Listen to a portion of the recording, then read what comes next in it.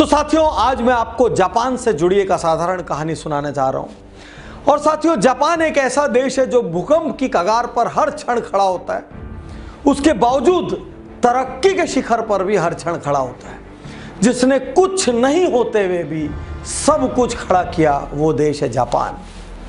तो साथियों, जापानियों को मछली, फिश खाने का बहुत शौक था और वो नौकाओं में निकलते, डेली खूब सारी मछलियां पकड़ते, वापस लाते और पूरे जापान में मछलियां खाई जाती। धीरे धीरे समुद्र के किनारे पर मछलियां कम होने लगी।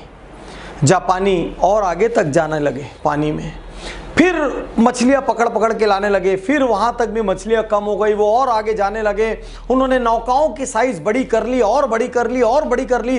अब वो लंबी दूरी तक जाने लगे, लेकिन धीरे धीरे वहाँ भी मछलियाँ ख़त्म होने लगी और बहुत दूर से जो मछली पकड़ पकड़ के लाते थे, आते आते तक उनका स्वाद खराब हो जाता था और उनके जो ग्राहक थे वो उन मछलियों को लाइक नहीं करते थे। तो जापानियों ने बड़ा R&D किया, बड़ा दिमाग लगा के मशक्क़त करके एक आइडिया निकाला और उन्होंने अपनी नौकाओं में बड़े बड़े फ्रीज़र लगवा दिए।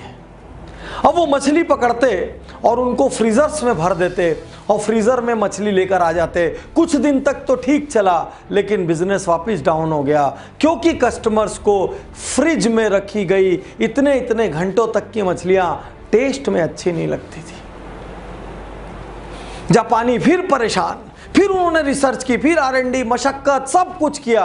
अब की बार उनको आइडिया आया, क्यों ना मछली घर बना दें और उसमें समुद्र जैसा ही पानी रखें और मछलियाँ उसी में रखें, तो मछलियाँ बिल्कुल ताज़ी हालत में आएगी। और उन्होंने बड़ी बड़ी नौकाओं में बड़े बड़े मछली घर लगवा दिए और उसी समुद्री पानी में मछलियों को रखने लगे।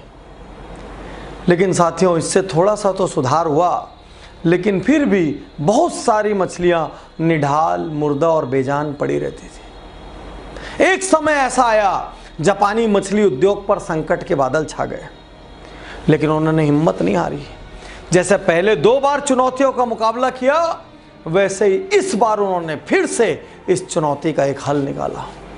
साथियों, इस कहानी का अंत आपको बताऊं, उसके पहले मैं आपसे पूछना चाहता हूं, कितनी बार आपको ऐसा लगा, मेरे जीवन में ये चुनौती नहीं होती तो अच्छा होता, मेरे जीवन में संयुक्त परिवार नहीं होता, एकल होता तो अच्छा होता, मेरे एक भाई की जगह 2 भाई और होते तो अच्छा होता, मेरा कोई भाई ना होता तो अच्छा होता, मुझे अच्छा स्टाफ मिलता तो अच्छा होता, मुझे अच्छी वाइफ मिलते तो अच्छा होता, मुझे अच्छा हस्बैंड मिलता तो अच्छा होता, मेरी हाइट ज़्यादा होती, मेरी भाषा इज दैट, जाने क्या क्या चुनौती आपने सोची। लेकिन एक बार इस कहानी का अंतिम हिस्सा सुन लीजिए। जितने भी लोग चुनौतियों से भागते हैं, एक बार इस कहानी का अंतिम हिस्सा सुन लीजिए। जब मछली घर लगवाने के बाद भी मछलियां बेजान और मुर्दा आने लगी, तो एक दिन उन लोगों ने रिसर्च करके दिमाग लगाया और दिमाग लगाने से उनको ये पता चला कि समुद्र में मछलियां लगातार अपनी जान बचाने के लिए इधर उधर से भागती रहती है। बड़ी मछली छोटी मछली को खाती है, छोटी मछली जान बचाती है और इस आपाधापी में, इस भागम भाग में उनके शरीर के अंदर ताजगी, फ्रेशनेस, हार्मोनल बैलेंस बना रहता है। और उस दिन जापानी उद्योग ने क्रांतिकारी निर्णय लिया। उन्होंने मछली घर तो रखे, लेकिन अब उस मछली घरों में बड़ी मछलियां और शार्क डालना शुरू कर दिया। और इन शार्क और बड़ी मछलियों से बचने के लिए छोटी मछलियां इधर से उधर, इधर से उधर, इधर से उधर भागती और वो किनारे तक अब ताजी हालत में आने लगी। और उसके बाद ये संकट समाप्त हो गया। साथियों, चुनौतियां जीवन में आएंगी। बिना चुनौती के जीवन की कल्पना यदि करोगे तो उन बेजान मछलियों जैसे निढाल हो जाओगे। बिना चुनौती के जीवन की कल्पना करोगे तो जीवन में कोई रस नहीं बचेगा। बिना कंपटीशन के व्यापार की कल्पना करोगे तो वो व्यापार पूरा का पूरा क्षेत्र समाप्त हो जाएगा। बिना कंपटीशन के, बिना चुनौती के जीवन मुर्दा है। याद रखिए, प्रतिस्पर्धा हमको बेहतर बनाती है, चुनौतियां हमको जिंदा रखती है।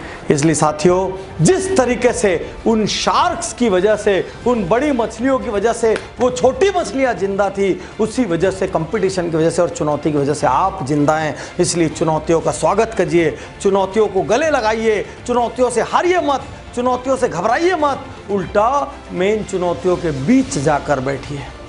एक बार फिर मैं अपना पुराना और फेवरेट डायलॉग यहां दोहराना चाहता हूं, जिस पर आप पहले भी मिलियंस ऑफ लाइक्स दे चुके हैं, कि हर हवाई जहाज की इज्जत तब है जब वो आसमान का सीना चीरे, और पानी के जहाज की इज्जत तब है जब वो लहरों का सीना चीरे। आसमान में जाके दुर्घटनाग्रस्त हो जाऊंगा ये सोच के हवाई जहाज यदि जमीन पे रहे, और पानी में जाकर मैं डूब सकता हूं ये सोच के पानी का जहाज किनारे पे रहे, तो दोनों की कोई इज्जत नहीं है। यदि आप चुनौतियों के डर से घर पर बैठे हैं, यदि आप चुनौतियों के डर से निर्णय नहीं ले रहे हैं, यदि आप चुनौतियों के डर से अपने कंफर्ट जोन नहीं छोड़ रहे हैं, तो समझिए आप यूं ही खत्म हो जाएंगे।